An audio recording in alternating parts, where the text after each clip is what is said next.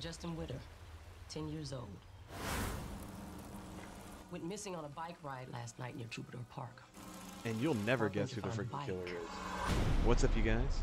Welcome to a review of a movie called I See You I'll let you manage on the RT situation as you Online. see This fit. is a review. You lead I on didn't this. make this movie. This movie was incredibly well made. Kind of just want to talk about it without any spoilers.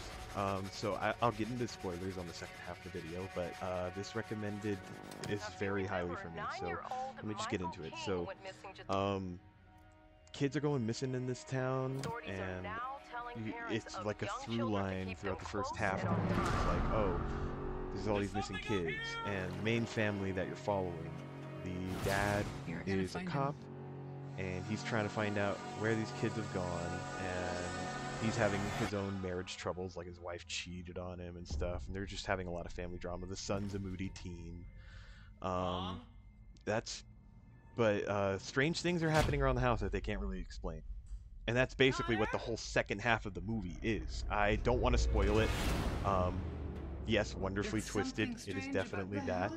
I'm just kind of having the trailer looping right now. It's this trailer you can watch on YouTube. What are you doing? It's What are you doing? the streaming services. I don't think it's on any main ones. My cousin rented it on YouTube, so you can watch it on YouTube.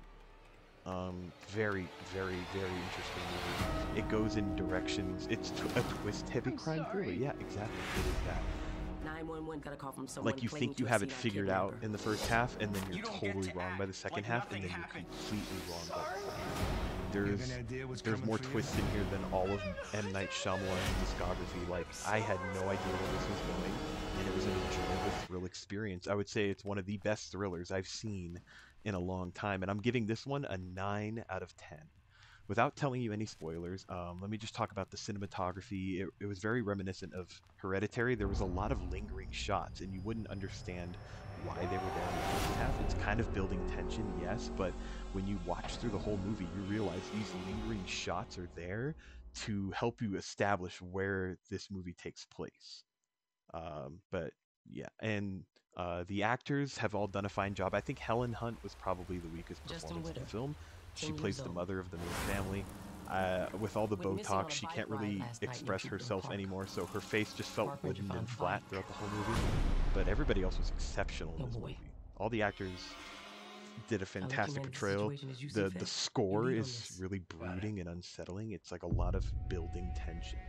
And the score really sticks out to me for having very, very foot-tapping heavy drums. Like, it's a very ominous score, and very well done. Yeah, go see I See You. It's a 9 out of 10 for me. If it wasn't for like some choppy editing in some points, and like, I don't know, the kind of slow build. I mean, the slow build really works in its favor. The movie isn't that long. I think it's about an hour and a half, maybe. It feels pretty packed though. Once you start understanding where it's going, it feels like it's like you don't want it to end. It's so tense. The tension building is immensely satisfying, even though this movie hasn't necessarily been talked about. I haven't heard many people talk about this movie. It came out in 2019 though. Very, very high recommendations. 9 out of 10. Alright, so here is the spoilers section. I'm going to go ahead and give you guys a couple seconds. If you're interested in anything I said, go watch this movie and then come back and watch the rest of this video. Thanks. I appreciate you. Alright, so here's the shit that I actually wanted to talk about here. It's like a corrupt cop story mixed in with like a psycho thriller. You think it's supernatural at first because like the first shot of this movie is in the trailer.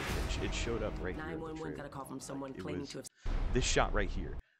You see this and you're like, this kid's floating off of his bike, and you're like, oh, it's like supernatural. Like, oh, the movie's called I See You. So maybe it's like a ghost, and you think it starts off supernatural. But then like the dad's the killer the whole fucking time. Like the dad, the cop that's the lead detective on the case with his friendly partner is actually the one taking the kids. And then the second half of this movie is basically, most of the movie takes place in this part of the house, but upstairs there's a guest room, and right here is an attic. And these kids are doing this online internet sensation known as frogging with a PH, which is basically home invasion, but they try their best to not get caught and they do it for viral videos. The two people frogging this main family's household is Mindy and Alec. The twist at the end for Alec being one of the kids that was abducted by this dad, that I definitely didn't see coming. But the way they play up Alec's character is like he is the psycho. He might be like a killer around these parts and like killing people. He's got a lot messed up with him, but that's because the dad, the detective, was basically like, "Oh, I'm gonna take a bunch of kids because I'm a weirdo and maybe even kill some of them, but they're just gonna go missing, and you're never gonna find them." This right here is his partner. He was great. I wish he was in the movie more. The son, this guy right here, the one who plays Connor, surprisingly in very well done performance. He's a hamster main in Overwatch. Yeah, they show Overwatch in this movie, but um, yeah, it's pretty cool. This movie exceptionally well done. Um, yeah, the Froggers end up like what's crazy like this is Alec right here. You can't really see his frog mask in the trailer, which I like. The frog mask is genuinely creepy, and I kind of want you to see it for yourself. Um, yeah, the actor who played Alec was incredibly believable, incredibly creepy, and by the end, you get to see the pedophile dad and the and one of his first victims go down in like a brutal fight. And yeah, it's such a twist on like the cliche final fight where it's like this time no, it's like revenge. Like Alex finally getting revenge on this guy who abducted him so long ago. It's a brilliant movie. 9 out of 10. Definitely recommend watching.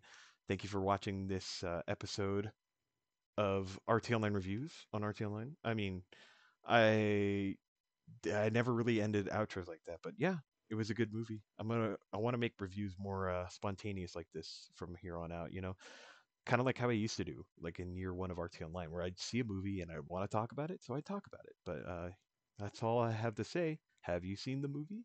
What did you think about it? Comment below, like the video, maybe even subscribe. Haha. That was a burp.